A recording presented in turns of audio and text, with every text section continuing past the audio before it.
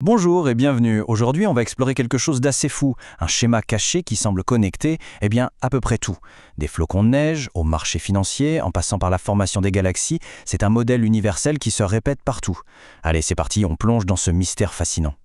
La grande question, au fond, c'est celle-ci. Pourquoi est-ce que la nature s'obstine à répéter les mêmes motifs encore et encore à toutes les échelles? C'est une énigme qu'on va essayer de déchiffrer ensemble. Pour commencer, regardons autour de nous à très grande échelle. Pensez aux lignes de côte, aux chaînes de montagnes, aux tracés d'un fleuve. On voit partout ces motifs de ramification, ces formes qui se ressemblent, peu importe si on zoome ou si on dézoome. Et ce qui est incroyable, c'est que ce même principe, on le retrouve à des échelles beaucoup plus petites. L'exemple classique, c'est la fougère. Chaque petite feuille est comme une copie conforme en miniature de la branche entière. C'est la même forme qui se répète encore et encore. Et ça ne s'arrête même pas là. Si on va encore plus loin, au niveau microscopique, c'est la même histoire. La structure d'une éponge de verre ou les cristaux de glace qui se forment sur une vitre, ils suivent tous cette même logique.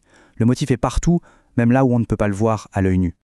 Bon, d'accord, on a bien constaté ce motif, mais comment l'expliquer?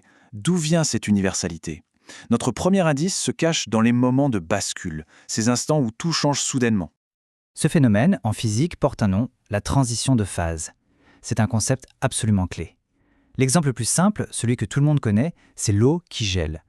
C'est un changement brutal, radical, dans la façon dont tout un système s'organise. Imaginez, d'un côté, on a l'eau liquide.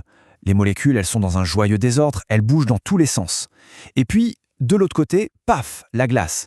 Tout d'un coup, ces mêmes molécules s'alignent parfaitement, elles forment une structure super ordonnée, un cristal. Les propriétés du système n'ont plus rien à voir. Et le point vraiment important ici, c'est que ce changement, il n'est pas progressif. Ça ne se fait pas petit à petit, non. Ça arrive à un point de bascule hyper précis. Pour l'eau, c'est 0 degré Celsius. Ce seuil, c'est ce qu'on appelle un point critique. Et c'est là, précisément là, que les choses intéressantes se passent. Ok, gardons cette idée de point critique en tête. Maintenant, pour notre deuxième indice, on va faire un petit saut. On quitte la physique et on va voir du côté de la biologie pour explorer un autre concept fascinant, la puissance du collectif, ce qu'on appelle l'émergence. Il y a un biologiste, Michael Levin, qui dit un truc génial à ce sujet. Il dit qu'en fait, nous sommes tous des intelligences collectives. Un être humain, ce n'est pas une seule chose, c'est une collaboration de milliards de cellules.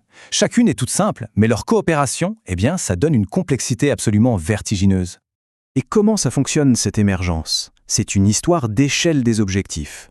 Prenez une seule cellule. Son but est simple, survivre, maintenir son petit équilibre. Mais quand des millions de cellules se mettent ensemble, leurs objectifs changent d'échelle.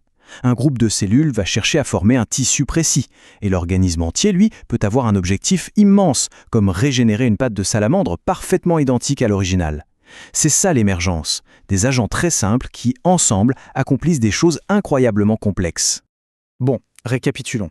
On a nos deux indices. D'un côté, les transitions de phase, qui se passent à un point critique bien précis.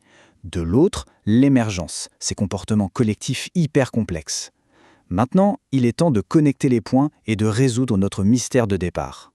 Et voici la première pièce du puzzle, la connexion fondamentale, la criticalité, ce fameux point de bascule, c'est le moteur de l'émergence. Ces comportements collectifs incroyables n'apparaissent que lorsqu'un système est en équilibre parfait, juste sur ce point critique, ni trop ordonné, ni trop chaotique, pile au bord du changement. Et maintenant, le clou du spectacle. Les motifs qui se répètent partout, du début les fractales, voilà la réponse. Les fractales, c'est la signature visuelle d'un système qui se trouve exactement dans cet état de criticalité. D'accord, mais pourquoi? Qu'est-ce qui se passe à ce point critique pour créer une fractale? En fait, à ce moment précis, les interactions changent de nature. Elles deviennent à longue portée. Une toute petite perturbation à un endroit peut avoir des répercussions sur l'ensemble du système. Le système perd sa notion d'échelle favorite. Du coup, son comportement devient autosimilaire. Qu'on le regarde de près ou de loin, il a la même allure. Et ça, c'est la définition même d'une fractale. Et une fois qu'on a compris ce lien entre criticalité, émergence et fractale, on se met à le voir mais absolument partout. Ce n'est plus juste une petite curiosité de la nature. Non, c'est un véritable schéma directeur, une recette fondamentale pour créer de la complexité. Prenons la biologie. On peut voir le cancer, par exemple, comme une sorte de panne de cette intelligence collective. Les cellules cancéreuses, c'est comme si elles se déconnectaient du grand projet de l'organisme. Elles oublient l'objectif commun et retournent à leur but le plus simple, le plus égoïste, se dupliquer, encore et encore. C'est une faillite de l'émergence. En physique, bien sûr, ça s'applique aussi. Ça explique des phénomènes comme la magnétisation du fer. Si on chauffe un aimant, il perd son magnétisme. Mais en le refroidissant, arrivé à une certaine température critique, paf, tous les petits moments magnétiques des atomes s'alignent d'un coup. C'est une autre transition de phase, un autre exemple de ce même principe en action. Et le plus fou, c'est que ça ne s'arrête pas à la matière inerte ou au vivant. On retrouve ça même en sciences sociales. Certains modèles économiques, par exemple, montrent comment la richesse peut se condenser dans un système. Un peu comme la vapeur d'eau qui forme des gouttelettes, la richesse peut s'accumuler de façon massive en quelques points seulement, ce qui ressemble étrangement à une transition de phase physique.